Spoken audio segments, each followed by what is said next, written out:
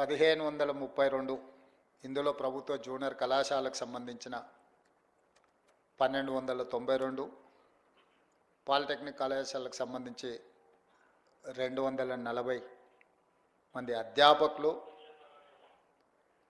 తెలంగాణ యొక్క భవిష్యత్తును, తెలంగాణ విద్యార్థుల యొక్క భవిష్యత్తును, తెలంగాణ రాష్ట్ర పునర్నిర్మాణాన్ని వేగంగా, బలిష్టంగా మిగతా రాష్ట్రాల కంటే ముందు బాగానే నిలబడి అభివృద్ధి పదం వైపు నడిపించడానికి మీరందరూ కంకణబద్ధులై ఈరోజు రవీంద్ర భారతిలో సమావేశమై ఒక దీక్ష, ఒక ప్రతిజ్ఞ తీసుకుంటున్నందుకు మనస్ఫూర్తిగా మిమ్మల్ని అందరిని అభినందిస్తున్నా.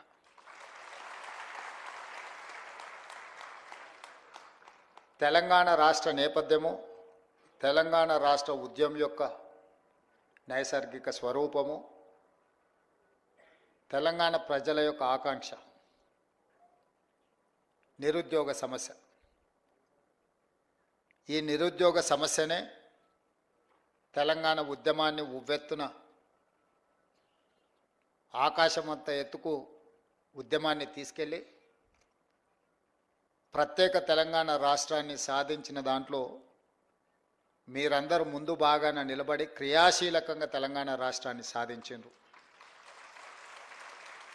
వచ్చిన తెలంగాణ రాష్ట్రంలో ఆనాటి ప్రభుత్వం మొట్టమొదటి ప్రాధాన్య కింద ప్రభుత్వ ఉద్యోగాల ఖాళీలను భర్తీ చేయడం ద్వారా ఏ భావోద్వేగంతో తెలంగాణ ఉద్యమంలో మీరు భాగస్వాములైనరో పరిష్కారం చూపిస్తారని మీరు, తెలంగాణ సమాజము, 4 కోట్ల తెలంగాణ ప్రజలందరూ భావించారు. కానీ ఆనాటి ప్రభుత్వానికి ఉద్యమం పట్ల గౌరవం లేకనో, నిరుద్యోగుల పట్ల చిత్తశుద్ధి ప్రదర్శించకపోవడం వల్లనో ఈ సమస్యకు పరిష్కారం దొరకలేదు. ఎన్నికల కంటే ముందు తెలంగాణ రాష్ట్రంలో సమ్మక్క సారలమ్మ ఆశీర్వాదం తీసుకొని పాదయాత్ర మొదలుపెట్టినప్పుడు విద్యార్థి నిరుద్యోగ యువకులకు నేను ఒక పిలుపిచ్చిన, ఇక మీరు ఉద్యోగాలు అడగకండి, మీ ద్వారా ఉద్యోగాలు సాధించుకొని అధికారంలో కూర్చున్న వాళ్ళను, వాళ్ళ ఉద్యోగాలు తీసేస్తే మీ ఉద్యోగాలు మీకు వస్తాయని ఆ రోజు నేను చెప్పడం జరిగింది.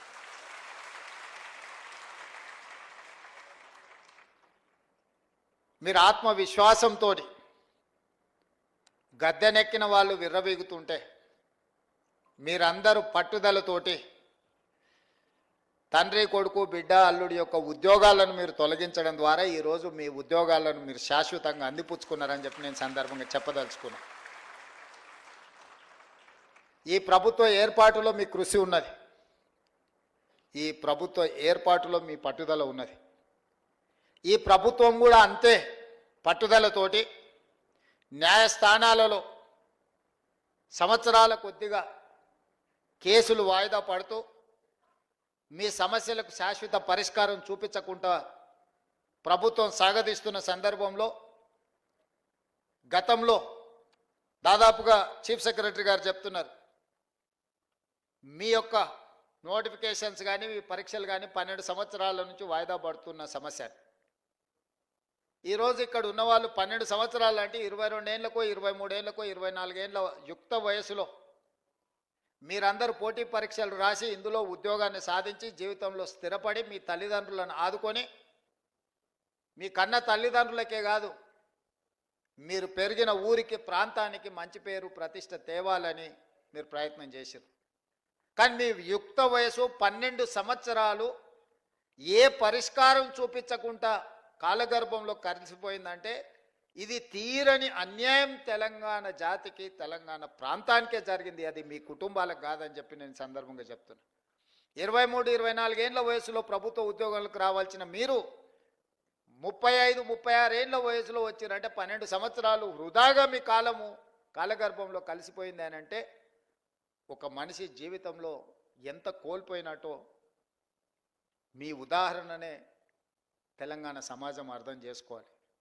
అందుకే బాధ్యత తీసుకున్న మరుక్షణం నుంచి ఇచ్చిన నోటిఫికేషన్లను రాసిన పరీక్షలను ప్రశ్నాపత్రాలను సంతలో సరుకులాగా అమ్ముతుంటే తెలంగాణ పబ్లిక్ సర్వీస్ కమిషన్ నుంచి వివిధ శాఖల యొక్క నియామకాలకు సంబంధించి ప్రత్యేకమైన సమీక్ష చేసి అధికారులను సమన్వయం చేసుకుంటూ న్యాయస్థానంలో ఉన్న చిక్కుముళ్లను విప్పుకుంటూ ఒక్కొక్క శాఖ నుంచి ప్రజలే సాక్షిగా ఏ ఎల్బీ స్టేడియంలో మేము బాధ్యత చేపట్టినమో ఏ ఎల్బీ స్టేడియంలో మీరందరూ ఆశీర్వదించి మాకు ఒక ఉద్యోగ అవకాశాన్ని ఉద్యోగ భద్రత కల్పించారో అదే ఎల్బీ స్టేడియంలో మా చీఫ్ సెక్రటరీ గారు వాళ్ళు అందించే వివరాల ప్రకారం దాదాపుగా 57,946 ఉద్యోగ నియామకాలు చేపట్టినమని గర్వంగా మీ ముందు నిలబడి నేను చెబుతున్నా. ఈరోజు మీరు అందరూ చదువుకున్న వాళ్ళు లెక్చరర్స్గా, అది పాలిటెక్నిక్ కావచ్చు లేకపోతే జూనియర్ కాలేజ్ కావచ్చు, దేశ చరిత్రలోనే ఏ రాష్ట్రంలో అయినా మొదటి సంవత్సరంలో 57,946 ప్రభుత్వ ఉద్యోగ ఖాళీల నియామకం చేపట్టిన రాష్ట్రం ఏదైనా ఉన్నదా? మీరు సమయం తీసుకొని మీరు మొత్తం వివరాలు సేకరించి మళ్ళీ తెలంగాణ సమాజానికి మీరు చెప్పండి. ఇది మా ప్రభుత్వం మీ అండతో సాధించిన విజయం. ఈ విజయం అసామాన్యమైనది. ఎందుకంటే ఇన్ని ఉద్యోగ నియామకాలను ఇవ్వడం ద్వారా తెలంగాణ ఉద్యమానికి పునాదులుగా ఉపయోగపడ్డ నిరుద్యోగ యువకుల యొక్క సమస్యను శాశ్వతంగా పరిష్కరించి ప్రభుత్వ ఉద్యోగ నియామకాలు అందించిన నాకు చాలా ఆత్మ సంతృప్తినిచ్చిన సందర్భం.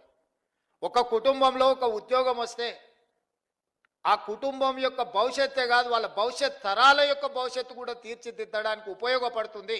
ఈరోజు ప్రభుత్వ ఉద్యోగ నియామకాలలో మీరు అభివృద్ధి పదం వైపు నడుస్తే మీ భవిష్యత్ తరాలందరూ కూడా ఒక క్రమ పద్ధతిలో అభివృద్ధి జరగడానికి ఉపయోగపడుతుంది. మీ ఒక్కరికే పరిమితం అయ్యేది కాదు, మీకు, మీ ఊరికి, మీ కుటుంబానికి ప్రయోజనం చేకూర్చేది. ముఖ్యంగా విద్యాశాఖ ప్రభుత్వ ఉద్యోగాలలో అన్నిటికంటే కీలకమైనది విద్యాశాఖ. అది సాంకేతిక విద్యనా లేకపోతే ప్రాథమిక విద్యనా ఉన్నత విద్యనా ఏది అనేది పక్కన పెడితే ఈ విద్యనే దేశ భవిష్యత్తు తరగతి గదుల్లో ఉన్నది అని పెద్దలు చెప్పిండ్రు. ఇవాళ ఈ దేశం యొక్క ఆర్థిక పురోగతి మన విద్యాశాఖలో ఉన్నది. ఈ విద్యాశాఖనే భవిష్యత్తు విద్యార్థుల యొక్క భవిష్యత్తును తీర్చిదిద్దవలసిన మీ సిబ్బంది ఈరోజు ఆ బాధ్యత తీసుకొని తెలంగాణ నిర్మాణంలో భాగస్వాములు కాబోతున్నారు. అలాంటి విద్యాశాఖలో ఇచ్చే ఉద్యోగము విద్యాశాఖకు కేటాయించే నిధులు ఖర్చు కాదు, అది భవిష్యత్ తరాల పెట్టుబడి. అందుకే తెలంగాణ రాష్ట్రంలో మొట్టమొదటిసారి 21,650 కోట్ల రూపాయలు విద్యాశాఖకు కేటాయించి విద్యకు మా ప్రభుత్వంలో ప్రాధాన్యత ఉన్నదని చెప్పి మేము ప్రయత్నం చేసినాం. 10 సంవత్సరాలు డిఎస్సి నోటిఫికేషన్లు ఇవ్వకపోవడం, ఇచ్చిన పరీక్షలు రాయకపోవడం, పరీక్షలు రాసిన ప్రశ్నాపత్రాలు జవాబుపత్రాలు జిరాక్స్ సెంటర్లలో అమ్ముతుంటే వాటన్నిటిని పక్కన పెట్టి టెట్ పరీక్షలు నిర్వహించడమే కాకుండా డిఎస్సి నోటిఫికేషన్ ఇచ్చి 55 రోజులలో మా అధికారులు పరీక్షలు నిర్వహించడం, ఫలితాలను ఇవ్వడము, నియామక పత్రాలను అందజేయడం కూడా 55 రోజుల్లోనే 11,000 పైచిలకు ఉపాధ్యాయులను నియమించిన చరిత్ర తెలంగాణ రాష్ట్రంలో మన ప్రభుత్వానిది, ప్రజాపాలనది. అదేవిధంగా 15-20 సంవత్సరాలు టీచర్ల ప్రమోషన్లు రాలే, 10 సంవత్సరాలు బదిలీలు జరగలే. దాదాపుగా 22,000 మంది టీచర్ల యొక్క ప్రమోషన్లు ఇవ్వడమే కాకుండా 36,000 మంది టీచర్ల యొక్క బదిలీలు చేసి విద్యా శాఖను ప్రక్షాళన చేసి ఈ ప్రభుత్వం మీకు అండగా నిలబడుతుంది అని చెప్పి మేము స్పష్టంగా ఆ నిర్ణయం తీసుకొని ముందుకు వచ్చినాం. అదేవిధంగా ఈరోజు తెలంగాణ రాష్ట్రంలో విద్యాశాఖ కొంత నిర్లక్ష్యానికి 10 సంవత్సరాలు గురవడం వల్ల దేశంలో ఉన్న రాష్ట్రాలలో అట్టడుగు నుంచి లెక్క పెడితే 2వ రాష్ట్రంగా 3వ రాష్ట్రంగా ఉన్నాం. మొదటి నుంచి లెక్క పెడితే 1, 2, 3లో ఉండాల్సిన తెలంగాణ రాష్ట్రం విద్యాశాఖలో చిట్ట చివరి నుంచి లెక్క పెడితే 2వ స్థానంలో 3వ స్థానంలో ఉండడం అనేది ఇది ఆందోళన కలిగించే విషయము. కేరళతో పాటు పోటీపడి రాణించవలసిన తెలంగాణ రాష్ట్రం విద్యాశాఖలో ఇంతగా ప్రమాణాలు పడిపోవడం ఇది ఆందోళనకరము, ఇది తెలంగాణ జాతికి అవమానకరం అని చెప్పి నేను ఈ సందర్భంగా చెప్పదలుచుకున్న మిత్రులారా. వాస్తవాలను అంచనా వేసుకొని వాస్తవాల మీద మనం చర్చించుకొని భవిష్యత్ ప్రణాళికలను నిర్ణయించుకున్నప్పుడే నిజంగా తెలంగాణలో ఉన్న విద్యా ప్రమాణాలను పెంచుకోవడానికి ఉపయోగపడుతుంది. ఈరోజు మేము పోటీ పరీక్షలకు చదువుకున్నాం, పరీక్షల ఫలితాలు సాధించినాం, ఉద్యోగం వచ్చింది, మా బాధ్యత అయిపోయింది అని ఎవరైనా అనుకుంటే అది తెలంగాణకు న్యాయం చెయ్యదు, న్యాయం జరగదు. ఈ రోజు నుంచి మీరు రెట్టించిన పట్టుదలతో ఈ రోజు నుంచే మీరు ఇది ఉద్యోగం కాదు, ఇది ఒక భావోద్వేగం, ఈ తెలంగాణ నిర్మాణంలో మేము భాగస్వాములమైనాం, ఇది ఒక గొప్ప అవకాశం మాకు వచ్చిందని మీరు నిర్ణయించుకొని ఈ భావోద్వేగానికి పునరంకితం అవ్వడం ద్వారా తెలంగాణకు మేలు జరుగుతుంది, తెలంగాణ యొక్క భవిష్యత్తు రూపురేఖలు మారబోతున్నాయని చెప్పి నేను మీకు అందరికీ చెప్పదలుచుకున్నాను. అదేవిధంగా ఈ సందర్భంగా ఒకటి రెండు విషయాలు మీతో నేను చర్చించదలుచుకున్నాను. గవర్నమెంట్లో రెసిడెన్షియల్ నాన్ రెసిడెన్షియల్ స్కూల్స్ని అన్నిటిని లెక్కేస్తే 29,550 స్కూల్స్ ఉన్నాయి, రెసిడెన్షియల్ అండ్ నాన్ రెసిడెన్షియల్. ఈ 29,550 పాఠశాలలల్లో 25,48,449 మంది స్టూడెంట్స్ ఉన్నారు. ఇందులో సిబ్బంది 1,48,449 మంది టీచింగ్ స్టాఫ్ ఉన్నారు. అదే ప్రైవేట్ స్కూల్స్ 11,207 ఉన్నారు. ఆ పాఠశాలల్లో 36,87,753 మంది విద్యార్థులు ఉన్నారు. వాళ్ళ సిబ్బంది 1,83,372 మంది ఉన్నారు. నేను ఈరోజు మిమ్మల్ని అడగదలుచుకున్నా, దాదాపుగా 30,000 పాఠశాలల్లో 25,50,000 మంది విద్యార్థులు ఉంటే 11,800 ప్రైవేటు పాఠశాలల్లో 36,87,000 మంది విద్యార్థులు చదువుకుంటున్నారు అంటే మనకంటే ప్రైవేటు పాఠశాలలు గొప్పవా? మనకంటే విద్యా ప్రమాణాలు ఎక్కువగా ఉన్న సిబ్బంది వాళ్ళ దగ్గర ఉన్నారా? మనం ఎందుకు ఆ ప్రైవేట్ స్కూల్స్తోని కాంపిటీట్ చేయలేకపోతున్నాము? మన కాంపిటీషన్ ఎందుకు వాళ్ళతో పోటీ పడే విధంగా లేదు? ఎక్కడ లోపం ఉన్నదో దాన్ని ఆత్మ పరిశీలన చేసుకోవాల్సిన బాధ్యత ప్రభుత్వానికి, మీకు మాకు ఉన్నదా లేదా ఒకసారి ఆలోచన చేయండి అని నేను అడుగుతున్నా.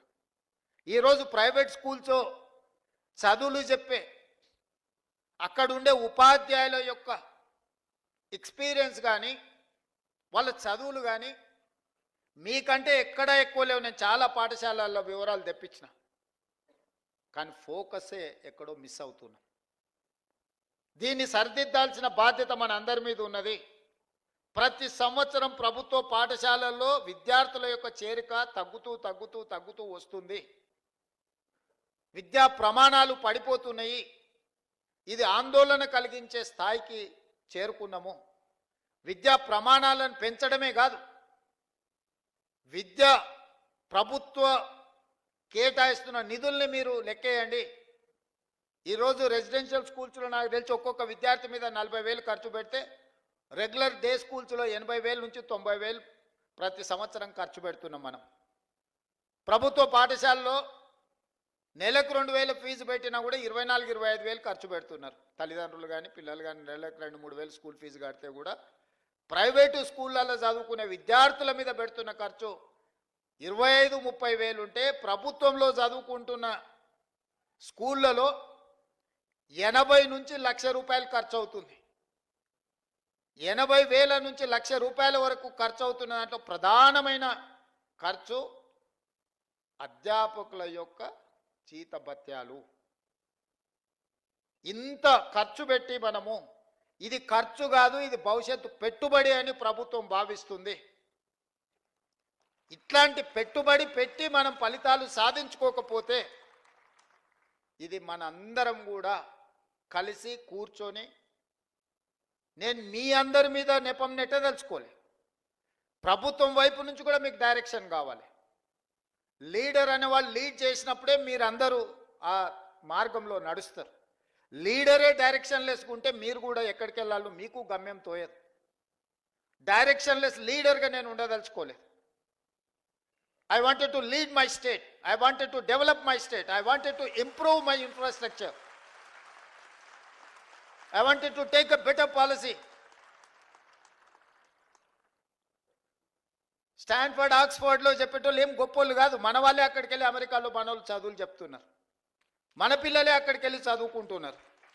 మీ దగ్గర నేర్చుకున్న వాళ్ళే చదువుకుంటారు. మేమందరం కూడా గవర్నమెంట్ స్కూళ్ళలోనే చదువుకున్నా. నాకు తెలిసి కేశవరావు గారైనా, నేనైనా, పొన్నం ప్రభాకర్ గారైనా, నాకు తెలిసి శాంతకుమారి గారైనా, అప్పట్లో ప్రైవేట్ స్కూల్స్ కూడా లేకపోయిండొచ్చు, ఐఏఎస్లు అయినా చాలామంది కూడా గవర్నమెంట్ స్కూళ్ళలోనే చదువుకొని వచ్చిన. ఈరోజు ఈ రాష్ట్రాన్ని, దేశాన్ని నడిపించే శక్తి ప్రభుత్వ పాఠశాలల్లో చదువుకున్న మాకున్నప్పుడు రేపటి భవిష్యత్ తరాలకు మనం ఎందుకు ఆ కాన్ఫిడెన్స్ ఇవ్వలేకపోతున్నాం? ఎందుకు తల్లిదండ్రులు మన స్కూళ్ళకు రాలేకపోతున్నారు? ఎందుకు ఈ ప్రభుత్వాన్ని విశ్వసించడం లేదు? ఎందుకు ఈ ప్రభుత్వ పాఠశాలల్లో విద్యార్థులు చేరడం లేదు? ఈ మూలాలను మనం చర్చించుకోవాల్సిన అవసరం ఉంది. మూలాల మీద పరిశోధన చేసుకోవాల్సిన అవసరం ఉంది. పరిశోధన చేయడం ద్వారా వాటిని సరిదిద్దుకోవాల్సిన బాధ్యత మన అందరి మీద ఉన్నది. మనందరం కలిసికట్టుగా నడుం బిగిస్తే ఇదేం పెద్ద సమస్య కాదు. ఈరోజు young India integrated residential schools, గతంలో SC, ST, BC, minority residential schools ఇచ్చినామన్నారు. జీవోలు ఇచ్చిండ్రు, సంతోషం. అడ్మినిస్ట్రేటివ్ శాంక్షన్ ఇచ్చిండ్రు, సంతోషం. ఎక్కడైనా ఎస్సీ, ఎస్టీ, బీసీ, మైనారిటీ స్కూల్స్కి ఎక్కడైనా బిల్డింగ్లు కట్టినరా? ఎక్కడైనా వాళ్ళకి ఏమన్నా కనీస మౌలిక వసతులు ఉన్నాయా? మూసేసిన పోల్ట్రీ ఫామ్లలోనో లేకపోతే 4 గదులు ఎక్కడైనా కొన్ని రాజకీయ పార్టీల లీడర్లు కట్టుకున్న దాంట్లో కిరాయికి పెట్టించి ఆ పిల్లల భవిష్యత్తునంతా సర్వనాశనం చేసిండ్రు. అందుకే ఈరోజు each and every assembly constituency మొన్ననే 58 యంగ్ ఇండియా ఇంటిగ్రేటెడ్ రెసిడెన్షియల్ స్కూల్స్కి దాదాపుగా 11,500 కోట్ల రూపాయలు. ఒక్కొక్క క్యాంపస్ 20 నుంచి 25 ఎకరాలల్లో 200 కోట్ల రూపాయలతోని 100 అసెంబ్లీ కాన్స్టిట్యున్సీలలో 100 యంగ్ ఇండియా ఇంటిగ్రేటెడ్ రెసిడెన్షియల్ స్కూల్స్ని మన ప్రభుత్వం నిర్ణయం తీసుకున్నది. రాబోయే 3 సంవత్సరాలలో 25 నుంచి 30,000 కోట్ల రూపాయలు ఇన్ఫ్రాస్ట్రక్చర్ క్రియేట్ చేసి ఒక అద్భుతమైన ఇన్ఫ్రాస్ట్రక్చర్ ఇవ్వడం ద్వారా విద్యా ప్రమాణాలను పెంచాలి అని ఈరోజు ప్రభుత్వం ప్రయత్నం చేస్తుంది. ఇవాళ ఇంజనీరింగ్ స్టూడెంట్స్ వెరీ అన్ఫార్చునేట్, ప్రతి సంవత్సరం 1,10,000 మంది ఇంజనీరింగ్ గ్రాడ్యుయేట్స్ తెలంగాణ రాష్ట్రం నుంచి పాస్ అవుతున్నారు. అందులో 10% కూడా ఉద్యోగాలు వస్తలేవు. దాదాపుగా 1,00,000 మంది ఇంజనీరింగ్ గ్రాడ్యుయేట్స్ ఉద్యోగాలు దొరకక ఊరికి వెళ్తే తల్లిదండ్రులకు భారం అవుతామని, నగరంలో చదువుకున్న చదువు కాబట్టి ఇతర ఉద్యోగాలు చేయలేక కుటుంబాలు క్షోభను అనుభవిస్తున్నాయి. చాలామంది నా దగ్గరకు వస్తారు, సార్ మా పిల్లవాడు ఇంజనీరింగ్ చదువుకున్నాడు, ఏదైనా ఉద్యోగం చూడు సార్, నువ్వు ముఖ్యమంత్రి కదా, నా కొడంగల్ నియోజకవర్గం నుంచి వస్తారు. ఏంద్రా అంటే కంప్యూటర్ సైన్స్ చదువుకున్నా అంటాడు. దాంట్లో ఎవరి దగ్గరకన్నా ఉద్యోగానికి మావాడినంటే వాడు ఇంటర్వ్యూ పోతే బేసిక్స్ కూడా లేదు. ఇతర సాంప్రదాయకబద్ధమైన ఇంజనీరింగ్ చదవడం లేదు, సివిల్, మెకానికల్, ఎలక్ట్రికల్.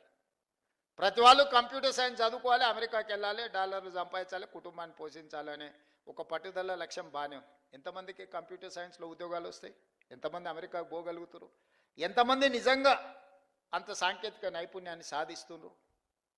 అందుకే ఈరోజు సర్టిఫికెట్ ఉండడం వేరు, సాంకేతిక నైపుణ్యం ఉండడం వేరు, ఉద్యోగ అవకాశాలను అందిపుచ్చుకోవడం వేరు. వీటన్నిటిని గమనించి యంగ్ ఇండియా స్కిల్స్ యూనివర్సిటీ అని ఈ దేశంలోనే మొట్టమొదటిసారి పబ్లిక్ ప్రైవేట్ పార్ట్నర్షిప్లో యంగ్ ఇండియా స్కిల్స్ యూనివర్సిటీని సాంకేతిక నైపుణ్యాన్ని పెంపొందించే విధంగా మల్టీనేషనల్ కంపెనీలు, లిజెండ్స్ ఇన్ కార్పొరేట్ సెక్టర్ వాళ్ళనే బోర్డ్ ఆఫ్ డైరెక్టర్స్గా తీసుకున్నాం.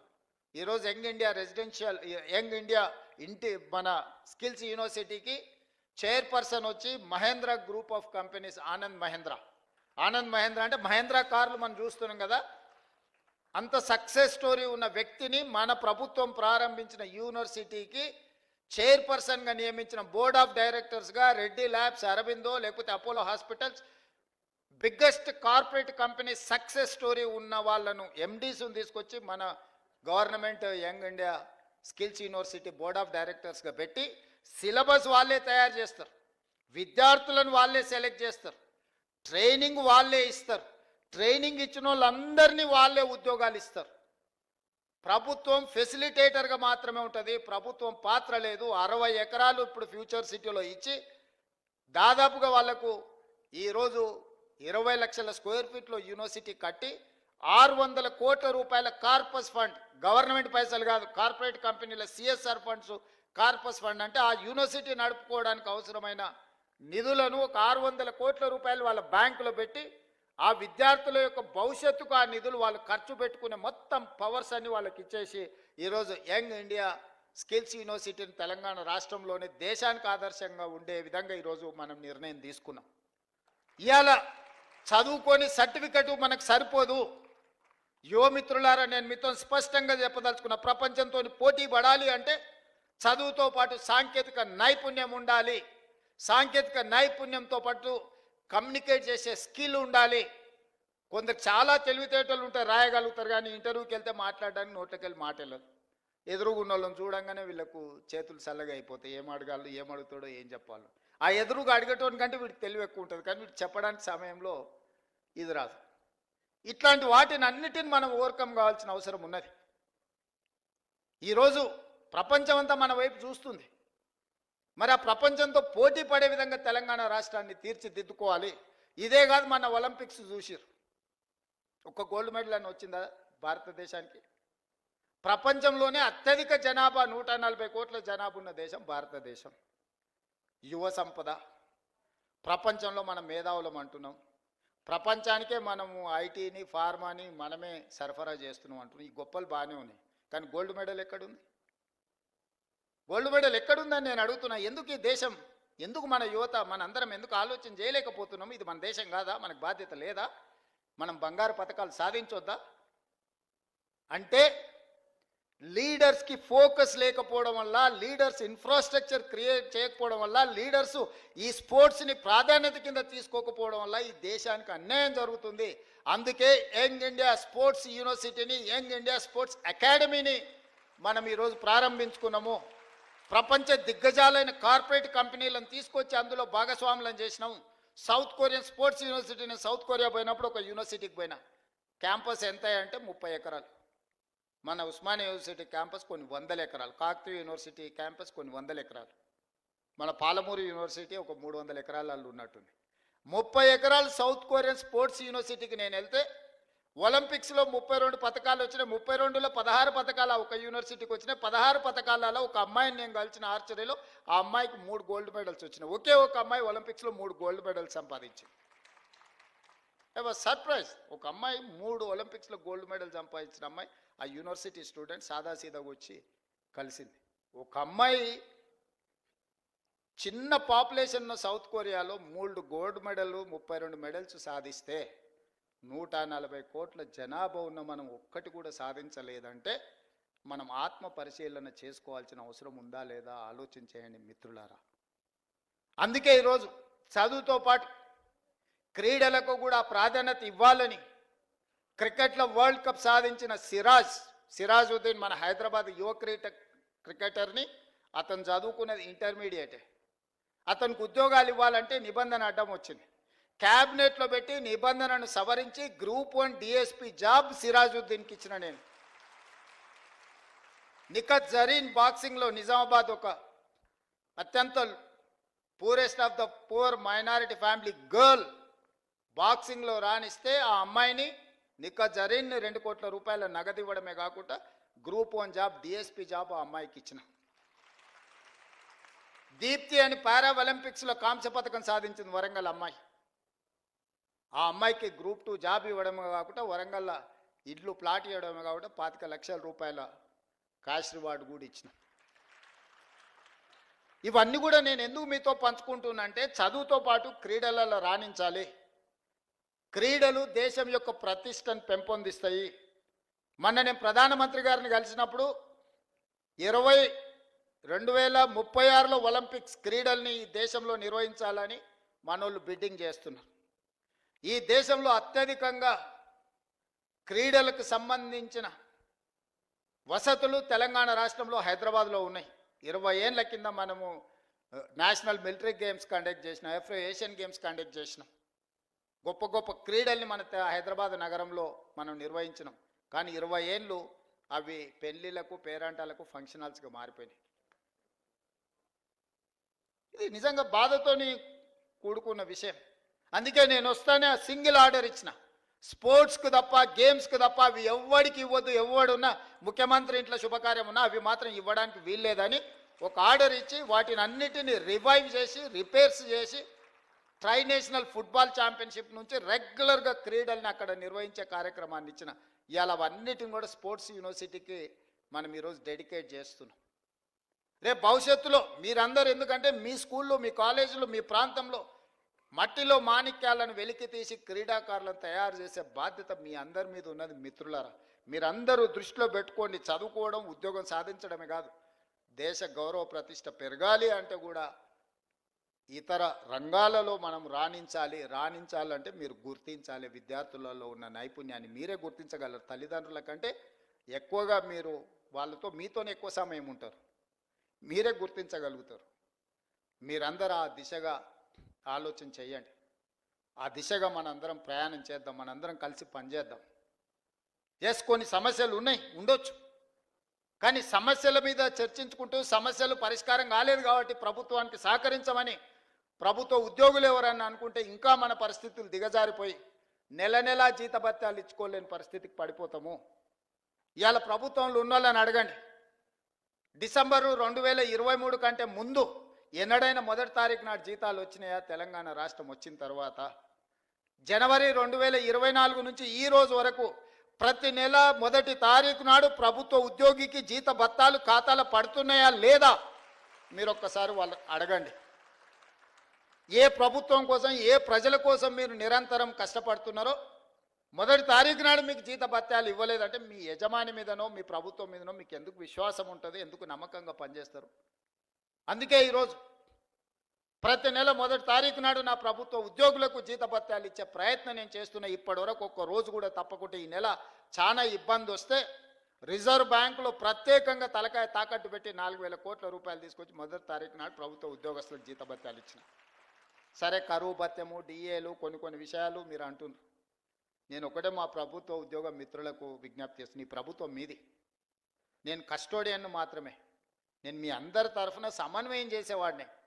నాకంటూ ప్రత్యేకంగా కిరీటం ఏం లేదు. నాకేదో పెద్ద స్ట్రేచర్ ఉందని కొంతమంది మా స్ట్రేచర్ పెద్దదని. ఇంతకుముందే మా ఎమ్మెల్యేలు చెప్పేసిన స్ట్రేచర్ నేను స్ట్రెచర్ మీద కొండి, స్ట్రెచర్ మీద నుంచి మార్చరికి పోతాడు రేపు పొద్దుగాల. స్ట్రేచర్ అనేది పొజిషన్కు ఉంటుంది, ఇండివిజువల్కి ఉండదు. ఇండివిజువల్ పర్సన్కో ఇండివిజువల్ కాస్ట్కో స్ట్రేచర్ ఉండదు. ఎమ్మెల్యేకి స్ట్రేచర్ ఉంటుంది, ప్రభుత్వ ఉద్యోగికి స్ట్రేచర్ ఉంటుంది, ఎమ్మెల్యేకి స్ట్రేచర్ ఉంటుంది, ఎంపీకి స్ట్రేచర్ ఉంటుంది, ఎమ్మెల్సీకి స్ట్రేచర్ ఉంటుంది, మంత్రికి స్ట్రేచర్ ఉంటుంది, ముఖ్యమంత్రికి ఉంటుంది, గవర్నర్కి ఉంటుంది, ప్రధానమంత్రికి ఉంటుంది, రాష్ట్రపతికి ఉంటుంది. ఆ కుర్చీకి స్ట్రేచర్ ఉంటుంది. మీరు మాకు స్ట్రేచర్ ఉందని అనుకుంటే ఆ స్ట్రేచర్ ఉందని విర్రవీగితే స్ట్రెచర్ మీదకి పంపించరు. ఇట్లే చేస్తే ఆ తర్వాత మార్చరికి పోతారు. అది కూడా గుర్తుపెట్టుకోవాలి. అందుకే ఈరోజు మా ప్రభుత్వ ఉద్యోగ మిత్రులకు నేను విజ్ఞప్తి చేస్తున్నా. పైసా లెక్క మొత్తం మీకు అప్పచెప్తా. ఏది ఎట్లా వంచాలనో మీరే చెప్పురి. ఇక నా దగ్గర ఏం లేదు, అనా పైసా నా అన్ని జేబులలో తీసి మీ ముందర పెడతా, టేబుల్ మీద పెడతా. ఒక్క పైసా కూడా నా జేబులో పెట్టుకొని నా నెల జీతం కూడా మీకే ఇస్తా. ఎట్లా వంచుదామో చెప్పురి. సింపుల్ లెక్క చెప్తా నేను. ప్రతి నెల రాష్ట్ర ప్రభుత్వానికి 18,000 నుంచి 18,500 కోట్ల రూపాయల ఆదాయం ఉంది. ప్రతి నెల రాష్ట్ర ప్రభుత్వానికి 18,000 నుంచి 18,500 కోట్ల రూపాయల ఆదాయం ఉంది. ఓ నెల 200 ఎక్కువ, 200 తక్కువ. ఇది ప్రతి నెల ఆదాయం. 6,500 కోట్ల రూపాయలు ప్రభుత్వ ఉద్యోగస్తుల జీతభత్యాలు, పెన్షన్లు, అవుట్సోర్సింగ్, కాంట్రాక్ట్ ఏదన్నా అనుకోండి, మీకు ప్రతి నెల జీతభత్యాలు ఇవ్వడానికి 6,500 కోట్లు పోతున్నాయి. ఇంకొక 6,500 కోట్లు అయ్యగారు చేసిన అప్పులకు తప్పులకు ప్రతి నెల 10 తారీఖు లోపల కట్టాల్సి వస్తుంది. 7 లక్షల కోట్ల అప్పులు చేసిండు, కాళేశ్వరం లాంటి తప్పులు చేసిండు. ఈ రెండింటి కలిపి, అప్పులకు తప్పులకు కలిపి, ఇష్టం ఉన్నా లేకపోయినా, నాకు నచ్చినా నచ్చకపోయినా ఆయన నాకు ఇచ్చిన నజరాన ఏందయ్యా అంటే ప్రతి నెల 6,500 కోట్ల రూపాయలు నేను అప్పులోకి కట్టాల్సిందే. నేను ఒక పూట ఉపాసం పండిన బ్యాంకులో, రిజర్వ్ బ్యాంకులో పడంగానే వాళ్ళే గుంజుకుంటారు, నన్ను అడగను కూడా అడగరు. ఇది ఒక డబ్బాన ఆదాయం. ఇందులో ప్రతి రూపాయి పడంగానే మొదటి తారీఖు నుంచి 10 తారీఖు లోపల ఈ అప్పులు ఇచ్చిన బ్యాంకులు, రిజర్వ్ బ్యాంకు నుంచి అటే తీసుకొని పోతారు. 6,500 అటు పోయినాయి. మీరు మా బంధువులు, ఆత్మబంధువులు కాబట్టి 6,500 కోట్లు మీ ఉద్యోగస్తులకు ఇస్తున్నా. 13,000 కోట్ల రూపాయలు అయిపోయినాయి. ఇక నా దగ్గర ఎంత మిగిలిందా అంటే 5,000 నుంచి 5,500 కోట్లు. ఇక నేను మిమ్మల్ని అడుగుతున్నా, ఈ 5,000 నుంచి 5,500 కోట్లల్లా షాదీ ముబారక్, కళ్యాణ లక్ష్మి, పెన్షను, రైతు రుణమాఫీ, రైతు భరోసా, ఇట్లా 25-30 ప్రభుత్వ సంక్షేమ పథకాలు ఉన్నాయి. ఇవి కాకుండా అర్ధాంతరంగా ఆగిపోయిన కాళేశ్వరం కట్టాలి, కూలిపోయిన శ్రీశైలం లెఫ్ట్ బ్యాంక్ కెనాల్ని కట్టాలి, పాలమూరు రంగారెడ్డి ఎత్తిపోతలు కట్టాలి, రీజనల్ రింగ్ రోడ్కు నిధులు ఇవ్వాలి. ఈ రాష్ట్రంలో ఏం అభివృద్ధి చేయాలన్నా కూడా ఇందులో నుంచే తీయాలి. ఇక నాకున్న వెసులుబాటు 5,000 నుంచి 5,500 కోట్లు. నేను ఇచ్చిన గ్యారంటీలు కానీ, అంతకుముందు నుంచి వచ్చిన వారసత్వం కానీ, ఇవన్నీ కలిపితే నాకు ఇంకొక 18,000 కోట్లు కావాలి వాస్తవంగా. ఆయన కాంట్రాక్టర్లకు అగ్రిమెంట్లు చేసిండు, ఆయన కమిషన్లు తీసుకొని ఆయన వెళ్ళిపోయిండు. ఇవాళ వాళ్ళ పేమెంట్లు నేను వచ్చి కూర్చున్నప్పటికీ 42,000 పేమెంట్లు బకాయిలు పెట్టిపోయిండు ఈ కాంట్రాక్టర్లకి. ఇక విద్యుత్ శాఖ ఇవన్నీ మళ్ళీ పక్కన పెట్టాలి. అట్లా నేను మినిమం వెల్ఫేర్ ఉన్న వాటిని ఒక మాదిరిగా నడపాలంటే నాకు 22,000 కోట్లు కావాలి. 22,000 కోట్లు నాకు వస్తే ఇప్పుడున్న కమిట్మెంట్స్ ఏదైతే వెల్ఫేర్లో ఇప్పుడు నేను చెప్పిన రైతు భరోసా కావచ్చు, లేకపోతే ఆర్టీసీ బస్సు కావచ్చు, లేకపోతే ఉచిత కరెంటు కావచ్చు, ఇంటికి సిలిండర్ కావచ్చు, రాజీవ్ ఆరోగ్యశ్రీ, ఇట్లా ఇవన్నీ కలిపితే 22,000 కావాలి. 22,000 అంటే 13,000 ఇవి తీసేస్తే 9,000 కోట్లు ఉంటే నేను ఇవన్నీ సమన్వయం చేయగలుగుతా 15 తారీఖు లోపల. ఇంకొక 8,000 కోట్లు ఉంటే ఈయన కాంట్రాక్టర్లకు పెట్టిపోయిన అప్పులకు బిల్లులు కట్టాలి. ఆ బిల్లులు పక్కన పెట్టినా కూడా 9,000 కావాలి. 9,000కు నాకు 5,500 ఉన్నాయి. అందుకే ఓ నెల ఆశా వర్కర్లకు పెండింగ్ పెడితే, ఓ రోజు అంగన్వాడీ వర్కర్లకు పెండింగ్ పెడితే, ఓ రోజు షాదీ ముబారక్ పెండింగ్ పెడితే, ఓ రోజు కళ్యాణ లక్ష్మి పెండింగ్ పెడితే, అంటే ఓ నెల పాల పైసలు ఇచ్చి ఇంటికి రాయి, ఓ నెల ఇంటికి రాయి ఇచ్చేసి పిల్లల ఫీజులు బకాయిలు పెట్టి, పిల్లల ఫీజులు ఒక నెల కట్టి, ఇట్లా రొటేషన్ చేసే పనే జరుగుతుంది. ఇవన్నీ నేను చెప్తా, రాష్ట్రం దివాలా తీసిందని బయటికి చెప్తావా నువ్వు అంటాడు. ఊపర్ శర్వాని అందరు పరిశాని. ఎన్ని రోజులు కప్పిపుచ్చుకోవాలి? క్యాన్సర్ ముదిరిపోతుంటే నేను బాగున్నా, కండలు తిరిగినాయి, నాకు 6 ప్యాక్ ఉందని ఎన్ని రోజులు అబద్ధం చెప్పాలి నేను? మీరు చెప్పండి. ఈ రాష్ట్రానికి ఆర్థికంగా ఆయన గారు క్యాన్సర్ ఇచ్చిపోయిండు. ఆ క్యాన్సర్ నుంచి నేను కోలుకొని దాన్ని ఏదో రకంగా ఆరోగ్యం సాధించి దీన్ని ముందుకు తీసుకెళ్లాలనే ప్రయత్నం చేస్తుంటే నువ్వేం చేయలేదు, నువ్వు దిగిపో అంటాడు. అరే మీరు అందరు 5 ఏళ్ల కోసం కదా ఎక్కించింది, నా పేరు మీదనే మీ దగ్గరకు వచ్చి దండం పెడితే. రాహుల్ గాంధీ గారు వచ్చి అరే గీననే మా ఓడి నన్ను చూసి ఓటేరి, నన్ను కూడా చూసి ఓటేరు అని 10 నెలలకే దిగిపో అంటాడేంది? 10 ఏళ్ళు కుర్చీలో కూర్చున్నాయన. ఇప్పుడు మీరు ప్రభుత్వ ఉద్యోగులు, ఇవాళ మీకు నియామక పత్రం ఇస్తున్నాం, వచ్చే సంవత్సరం మీరు రిటైర్ అయిపోండి, మీరు దిగిపోందంటే మీరు ఊరుకుంటారా మిత్రులారా? మీకు ఒక నిబంధన ప్రకారమే మిమ్మల్ని నియామకం చేపడుతున్నాం కదా. ఇవాళ మీకు నియామక పత్రాలు అందిస్తున్నట్టు ఒక నియమ నిబంధనల ప్రకారమే కదా. మరి ఒక 5 ఏళ్ల కోసం మీరు ఆశీర్వదించి 65 సీట్లు ఇచ్చి, సార్ నువ్వు నడుపు, మేము ఉంటాము, ఏంది కష్టం నష్టం వస్తే మేము అండగంలో పడితే ఓ పూట వెనక ముందైనా కలిసి అవసరమైతే అందరం కలిసి ఓ పూట ఉపాసం బండి అయినా మంచి చేద్దామని మీరు అందరు సహకరిస్తుంటే వాళ్ళ బాధ ఏంది, వాళ్ళ దుఃఖమేంది? ఎప్పుడైనా చూసిర్రా వాళ్ళ అసహనం, వాళ్ళ కోపం? ఏం గుంజుకున్నా వాళ్ళది? నేను ఏం ఫామ్ హౌస్ గుంజుకున్నానా? ఈ కుర్చీ కూడా మీరు గుంజుకొని నాకు ఇచ్చారు, నేనేం గుంజుకోలేదే. మీరు అందరు కలిసి ఇక లాభం లేదా, నువ్వు దిగు, ఇక నువ్వు ఉన్నా ఒకటే లేకున్నా ఒకటే, పోతేంత ఉంతేంత అని చెప్పి దించి మీరు అప్పచెప్తారు. నేను పని చేయనియాలి కదా నన్ను. ఇప్పుడు నన్ను పని చేయనిస్తేనే కదా ఇవాళ వీడికి వచ్చి మీ ముందు నిలబడి మీ నియామక పత్రాలు ఇవ్వగలిగిన కదా. ఆయన 12 ఏళ్లలో చేసినట్టే నేనెందుకు చేయడానికి అవకాశం వస్తుండే?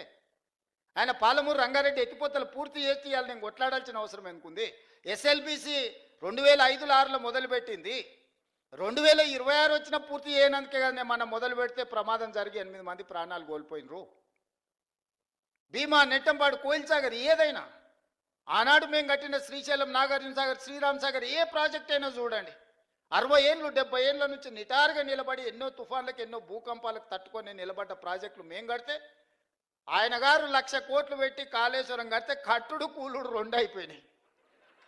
పనిమంతుడు పందిరేస్తానంట కుక్కతో ఒక తలిగి కూలిపోయిందంట. దానికి మేము కాళేశ్వరం కట్టినాం. మేము కాళేశ్వరం కట్టాం. అది కాళేశ్వరం కాదురా నాయన, కూలేశ్వరం ఎప్పుడో కూలిపోయింది. ఆయన ఏ మాత్రం సిగ్గుపడకుండా అబద్ధాలు మొత్తం ఫ్యామిలీ ఫ్యామిలీ ఫ్యామిలీ ప్యాకేజ్లో అబద్ధాలు మాట్లాడతారు. ఒక్కడనే ఏమన్నా చక్కగా మాట్లాడతారు అంటే మీరు చూడురి. సరే ఇవన్నీ నేను చూసుకుంటా, పిల్లల భవిష్యత్తు మీరు చూసుకోరు. నా కోరిక ఒక్కటే, రేపటి నాయకత్వాన్ని ఇవ్వాల్సింది మీరే. ఆనాడు మాకు చదువులు చెప్పిన సార్లు మాకు చదువు నేర్పిండ్రు కాబట్టి ఈరోజు ఈ రాష్ట్రానికి మేము నాయకత్వాన్ని ఇవ్వగలిగినాం. మేము ప్రభుత్వ పాఠశాలల్లో చదువుకొని వచ్చినాం, గ్రామీణ ప్రాంతం నుంచి వచ్చినాం, పల్లెటూరు నుంచి వచ్చిన వాళ్ళు. మేమేం ఆకాశం నుంచి ఓడిపడలే, అమెరికాలో చదువుకోలే, ఇక్కడనే చదువుకున్నాం, ఇక్కడ గవర్నమెంట్ స్కూళ్ళనే చదువుకున్నాం. కానీ ఈరోజు ఓ బాధ్యత నెరవేరుస్తున్నాం, దీంట్లో ముందుకు వెళ్తాం. ఇందులో ఇట్లాంటి ఒడిదుడుకులు వచ్చినప్పుడు మేము ఎదుర్కొంటాం. అవసరమైనప్పుడు మీరు సహకారం అందిద్దురు. రేపటి భవిష్యత్ తరాలను నిర్మించడానికి మీ సహకారం అవసరం మిత్రులారా. కొన్నిసార్లు ఏదైనా అటు ఇటు పూట వెనక ముందు ఆలస్యమని, ఇది మన కుటుంబము.